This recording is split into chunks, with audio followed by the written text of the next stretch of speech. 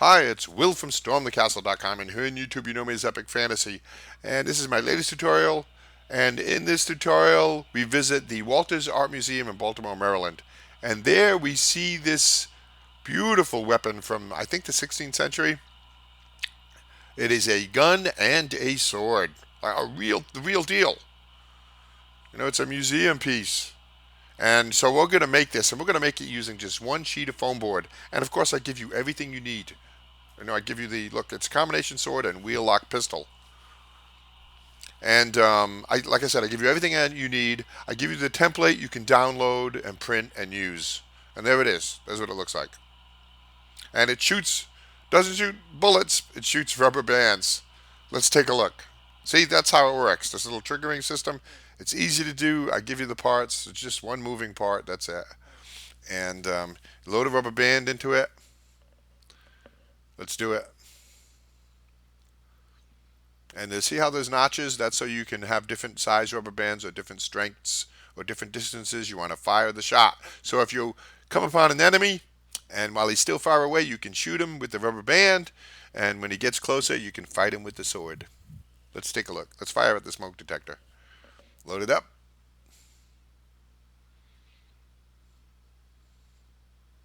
And I missed by, what, 8 inches? Oh well, give me a thumbs up anyway for trying. Let's do the intro and then let's do it. Dioramas, origami, catapults, and treasure telescopes, terrariums, bonsai trees, and paper games, swords and shields, and real blacksmithing, model rockets, animation. I teach the art of real creation. StormTheCastle.com. Let's make something. Okay, so in the description of this video down below where the text is, I have the link to the tutorial where you can learn more about this and you can download and print up the free template. So there are 9 parts to this sword, this gun sword. Cut them all out. And you can use scissors or you can use an X-Acto knife like this.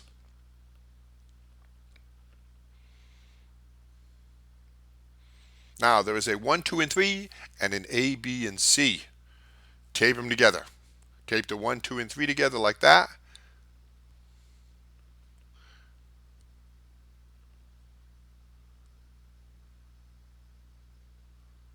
Make sure it's nice and straight and then tape the A, B, and C together.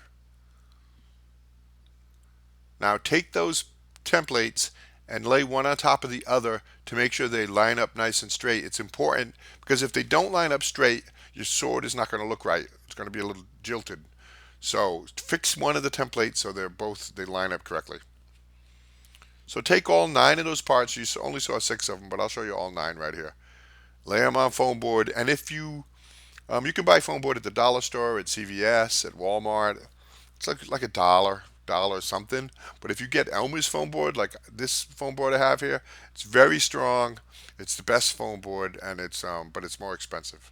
But all you need is one sheet. I specifically designed this to be less than 30 inches, so you can fit it all on one sheet.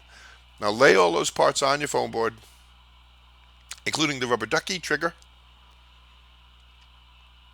and the mushroom, which is the handle, and the Super Bowl trophy, which is part of the guard.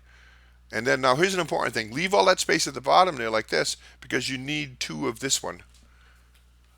You need 2 of the A, B, and C. So you're going to trace it up there. You're going to move it down here and trace it again. That's important. Now if you have trouble tracing it, use some little bits of tape to hold the template in place while you're tracing. It helps a lot.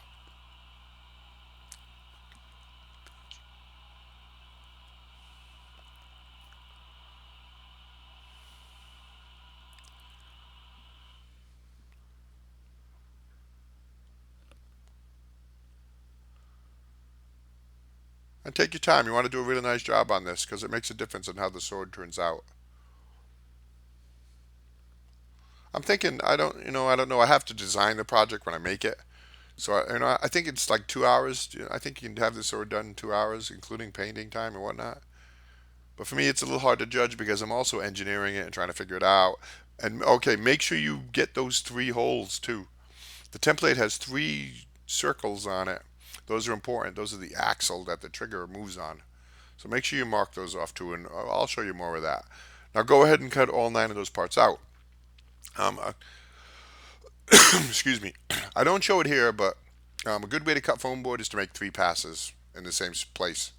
You make your first pass cuts the top layer of paper, second pass cuts the deeper through the foam, third pass cuts through the bottom layer of paper. So now there's our 9 parts, and there's the whole. There's the dot. See it? There's 3 of them. So puncture it all the way through with some kind of a sharp object. A toothpick will be fine. On the 1, 2, 3, and or is that the ABC? I don't know. On the rubber ducky trigger, and on the ABC or the 1, 2, 3.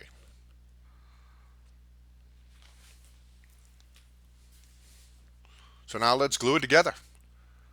Take the handle piece, the mushroom, and glue it on top of the base piece.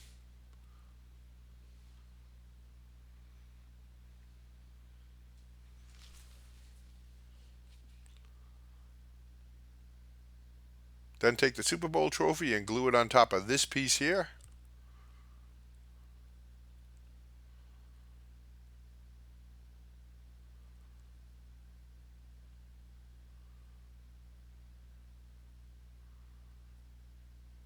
Then take the other big piece and glue it on.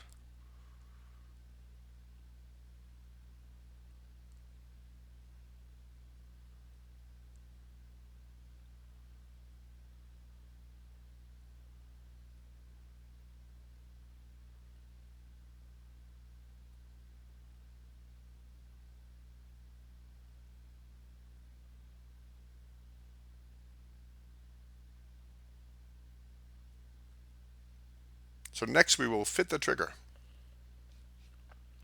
So now what do you use as an axle for the trigger? You want it to rotate smoothly.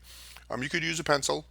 If you could use wire even if you had to, but preferably use a thin wooden paintbrush. I'll show you what I mean. Put the trigger inside the trigger assembly, I guess you could call it, the trigger's cavity, and then put the top piece on and push the paintbrush through all 3 pieces so they line up correctly.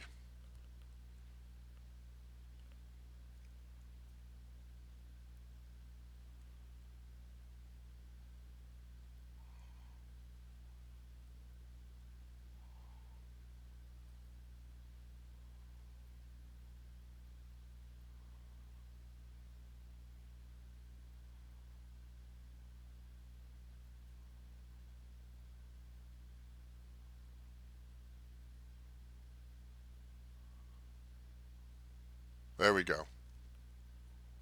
Now test that trigger. See it? It should totally disappear. Should have a good amount sticking out and then all of it disappear. So once you got that all figured out, glue the top piece on. And watch this. Now watch how I use the paintbrush to still line it up while we're gluing it on. And that's important because it's going to stay. The paintbrush is going to stay. Push the paintbrush through.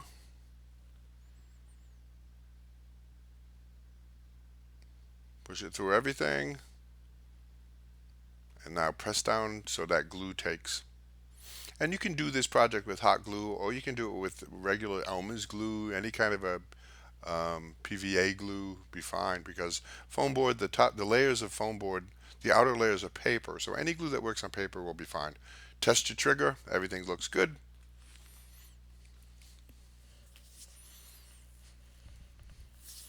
And that's it.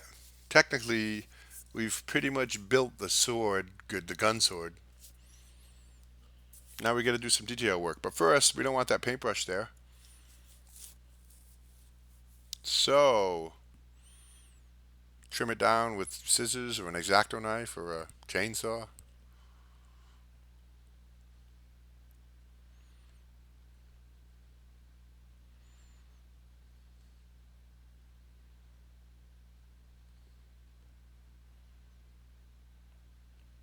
And glue it.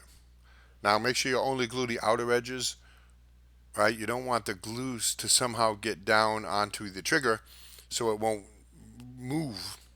So just be cognizant of that and careful. You want the trigger to hold in the axle to hold in place, but not to affect the motion of the trigger. There we go.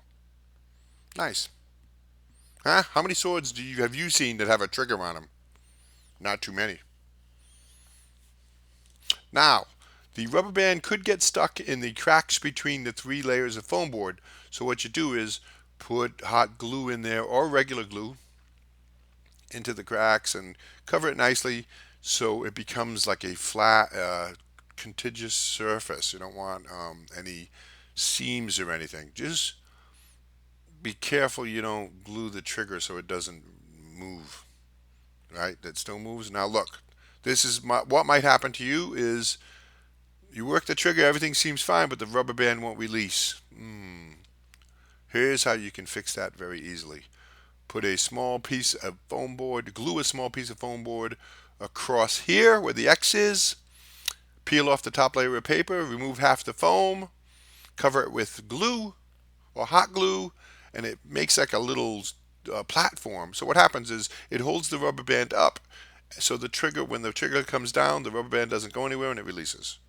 You see that? Pause that if you need to look at that more. Now let's do the detail work. Use a blunted pencil. Don't use a pen and don't use a sharp pencil. Use a blunted pencil to draw all your detail work on the sword.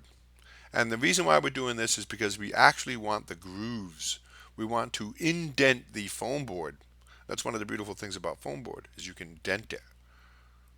And those dents are going to come in handy later.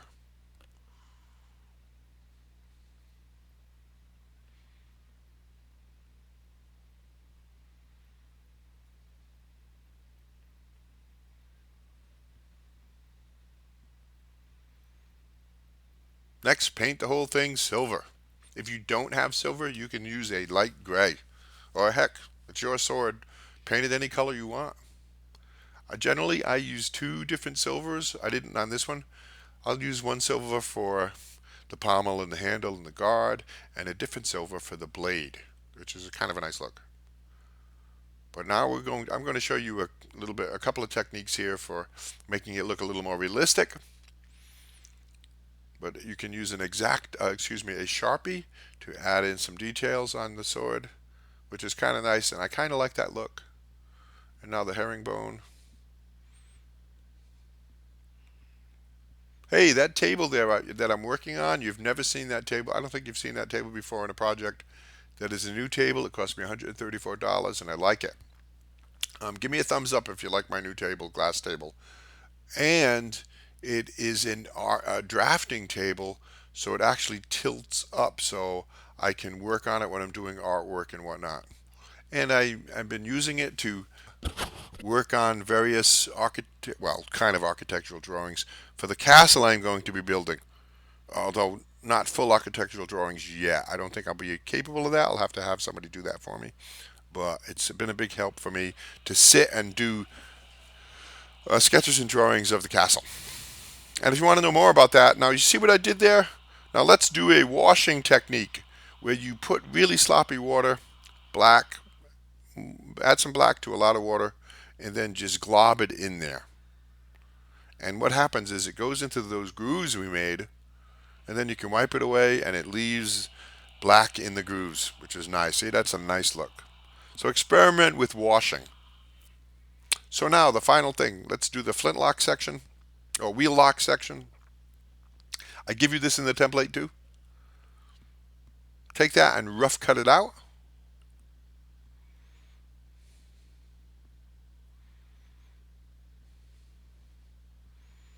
And if you have glue stick, use glue stick for this because it's just the easiest. You can use white glue if that's all you have. But glue that wheel lock down to a piece of cereal box cardboard or some kind of a thick cardstock.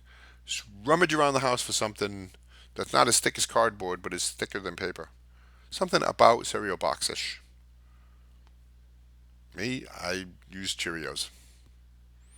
And then cut it out. See, the reason why we did that is because now we can just use that on the weapon. You don't have to make a template. You don't have to worry about any of it. You just, my design is all there. The color's pretty nice. You know, it's got that antiquish look. You can just but the cardboard gives it a little bit of strength, particularly because that hammer sticks out above the sword. So now put some glue stick on that and glue it to your sword, like this.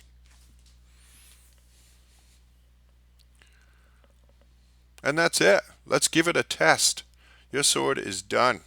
Your wheel lock pistol flintlock sword. Yeah, that's quite the unique thing. And it shoots rubber bands. Do not shoot it at anybody, because a rubber band can damage an eye. But there we go. Let's try it. Did I show you this video already? Oh yeah, I did. But there you go. But you press the trigger, and the rubber band releases. And in slow motion now, let's take a look. And that's the one I missed the smoke detector by about 8 inches. Oh well, sorry. That's if you make this project, send me a picture. I will send you a certificate of contribution. Um, Thanks for watching this video. Subscribe if you're not a subscriber. Hit the little bell if you want to be notified. Let me think what else. Hey, consider following me on Patreon. I got a whole bunch of Patreons that are going to help me in building a castle. It's going to be quite an adventure. Thank you.